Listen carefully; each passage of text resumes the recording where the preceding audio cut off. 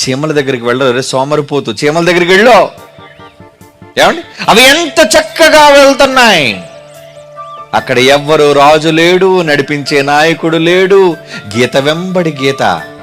అన్ని మూకుమ్మడిగా కొట్టుకున్నాయా, నేను వెళ్ళాలని ముందు. ఇక్కడ ఒక ఏమంటే ఒక పంచదార కణికి పడేయండి, లేదా కాస్త పంచదార అక్కడ ఉంపేయండి. ఒక్క 10 నిమిషాల్లో చీమలన్నీ ఎలా వచ్చేసేయండి, అక్కడ ఎలా వచ్చేసాయి? వాటికి ఏం టెలిఫోన్లు ఉన్నాయా చెప్పండి? స్మార్ట్ ఫోన్లు ఏమైనా మెసేజ్లు ఏమైనా పెట్టుకున్నాయా? ఏమండి, ఏదో ఒక చీమ చూస్తుందండి. చీమ చూసి వెళ్ళి మిగిలిన చీమలతో చెప్తుంది, అక్కడ మంచి ఆహారం ఉంది మనకి, కమాన్. అంతేనండి, లైన్ ఫామ్ చేసేస్తే అండి అన్ని. అంతేగాని ఒకేసారి మూకుమ్మడిగా వెళ్ళిపోయి, ఇక్కడ మొత్తం దందా నాదే, దాదాగిరి నాదే, ఇది ముందు నేనే చూశాను, ఈ అడ్డా నాది అంటదా చీమ? లేదండి, తన తోటి జాతికి పంచుతుంది. అదండి జ్ఞానం.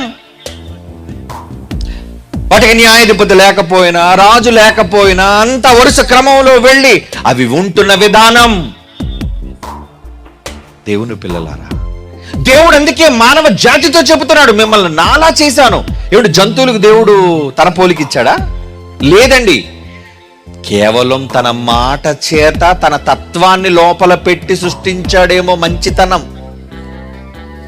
కానీ మనిషికైతే మాత్రం తన రూపాన్నే ఇచ్చాడటండి. ఇచ్చిన మనిషి ఎలా మారిపోయాడు, క్రూరంగా మారిపోయాడు.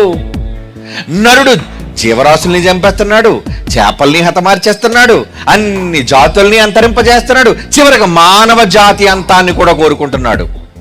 ఏంటి యుగం ఇది? ఆధునిక యుగం కాదు, అరాచక యుగం, రాక్షస యుగం.